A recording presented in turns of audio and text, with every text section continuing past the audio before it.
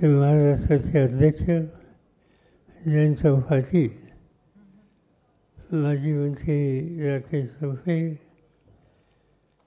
या ठिकाणी युवकांचं काम महाराष्ट्रामध्ये बघणारे सहकारी महबूब शेख, दुसरे संघटनेचे पदाधिकारी वसंतराव पाटील, जिल्ह्याचे अध्यक्ष संजय शेटे, नाशिकचे सहकारी आणि अध्यक्ष गजानन शेलार, या ठिकाणी उपस्थित असलेले सर्व प्रमुख नेते बंधू भगिनी,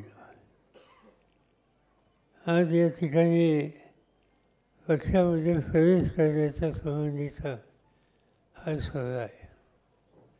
आणि मी बघतोय निवडणुका झाल्याच्या नंतर कालच्या महाराष्ट्रात ठिकठिकाणी मोठ्या प्रमाणावर राष्ट्रवादी काँग्रेस पक्ष याच्यामध्ये सहभागी होण्याच्यासाठी कार्यकर्ते येतात. ते विविध पक्षातून येतात. काही कुठल्या पक्षात नसतील तरी महाराष्ट्राचं चित्र बदलायचं असेल तर राष्ट्रवादी काँग्रेस पक्षाला शक्ती द्यायला हवी आहे, हा विचार ज्यांच्या मनामध्ये आहे असे सुद्धा लोक ठिकठिकाणी येतात. आणि म्हणून पक्षाच्या दृष्टीने ही भाग्याची गोष्ट आहे.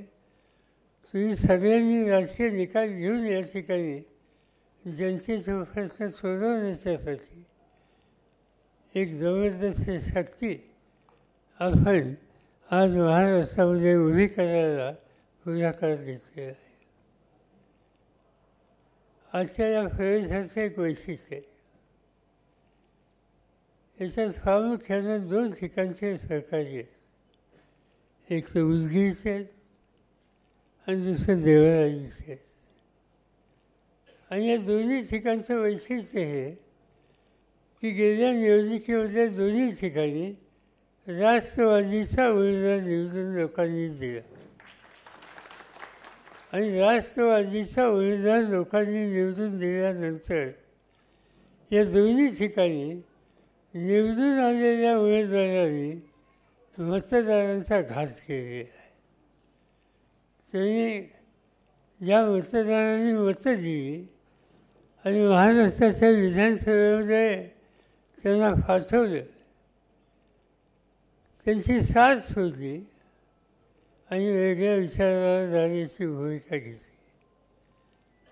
आणि आत्ताच आधीच्या सरकारने सांगितलं की लोकांना काही गोष्टी आवडत नाहीत. तुम्ही मतं मागायला एका नावाने एका विचाराने येतात आणि ती दिल्याच्या नंतर तुम्ही दुसऱ्या रस्त्यावर जातात. हे वागणं शहाणपणाचं नाही असं जन्मच आहे.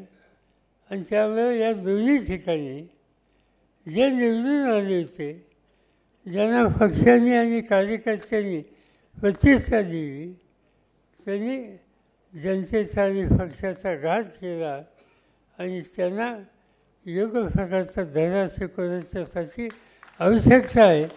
आणि त्याच भावनेनं आपण सगळ्यांनी हा एक अत्यंत महत्त्वाचा राजकीय निकाल आज या ठिकाणी घेतला. मी जे सगळे सरकारी आले त्याच्यामध्ये सुधाकरराव भालेराव, त्यांच्यावर हजारो कार्यकर्ते आणि त्याच्यानंतर लक्ष्मणराव मंडाले यांच्या प्रयत्नानं, गजानन शेलार आणि बाकी सगळ्यांच्या कष्टानं देवराजी नाशिक जिल्ह्यामध्ये त्याही भागातले एक मोठा कार्यकर्त्यांचा संच आज पक्षामध्ये आलेला आहे. मी एवढंच सांगू इच्छितो, आपण पक्षामध्ये आलात, हे घर तुमच्या सगळ्यांचं आहे. या घरात राहणारा माणूस हा इतरांची काळजी घेणार आहे. आज ज्या ठिकाणी आपण आलो, तुमची माझी जबाबदारी वाढली. आणि ती जबाबदारी ही आहे की महाराष्ट्र चुकीच्या लोकांच्या हातामध्ये आहे. कालच्या लोकसभेमध्ये निवडणुकीला लोकांनी हे चित्र बदलण्याच्या दृष्टीनं काही निकाल घेतला. महाराष्ट्रामध्ये 48 खासदार आहेत. 5 वर्षापूर्वी जी निवडणूक झाली त्यावेळेला संपूर्ण महाराष्ट्रामध्ये विरोधकांचे 6 लोक निवडून आले, फक्त 6, आणि त्याचे 4 राष्ट्रवादीचे 6 लोकांचा महाराष्ट्र हे चित्र असताना जे अनुभव लोकांनी बघितले गेले 5 वर्ष मोदींच्या राज्याचं, महाराष्ट्राच्या राज्याचं, आणि हे बघितल्यानंतर लोकसुद्धा या निष्कर्षाला आले की राज्य बदललं पाहिजे, आणि ते राज्य बदलायचा निकाल लोकांनी घेतला आणि 48 पैकी 31 लोकांना आपल्या विचाराला लोकांनी शक्ती दिली आणि एक प्रकारचा नवीन इतिहास घडवला. ही 31 जणांना विजय केलं तर राष्ट्रवादीच्या 10 पैकी 8 लोकांना निवडून दिलं. याचा अर्थ आहे की ही सुरुवात आहे. आणि याच्यानंतर ऑक्टोबर महिन्यामध्ये महाराष्ट्राच्या विधानसभेची निवडणूक होईल. त्यावेळेला 288 ज्या जागा आहेत त्या 288च्या जागेमध्ये मला चित्र असं दिसतं आहे 250पेक्षा जास्त जागा या विरोधकांच्या येतील, आणि त्यामुळे महाराष्ट्राचं राजकारण बदलायची अपेक्षा आहे. त्याची पूर्तता ही लोक करण्याच्यासाठी तयार आहोत. त्या लोकांना शक्ती देणं, त्यांना विश्वास देणं, त्यासाठी कष्ट करणं ही जबाबदारी तुमची माझी सगळ्यांची आहे, आणि ती करण्याची आपण तयारी ठेवूया. राज्य आणूया.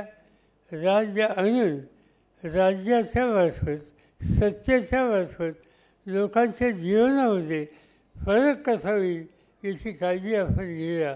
मग तो शेतकरी असेल, तो शेतमजूर असेल, तो उद्योजक असेल, तो कर्मचारी असेल किंवा व्यापारी असेल, समाजाचा कोणताही घटक असेल, कोणत्याही जाती धर्माचा असेल, त्या सगळ्यांना घेऊन देशामध्ये एक शक्तिशाली प्रगत असं एक महाराष्ट्र राज्य पुन्हा एकदा करण्याचा निर्धार आपल्या सगळ्यांच्या सामूहिक शक्तीतून आपण करूया. तर तुमची साथ होईल एवढीच अपेक्षा या ठिकाणी व्यक्त करतो. या सर्वांचं ज्यांनी राजकीय निर्णय घेतला पक्षात यायचं त्या सगळ्यांचं स्वागत करतो आणि माझे 2 शब्द संपवतो, कारण काही लोक या ठिकाणी थांबले.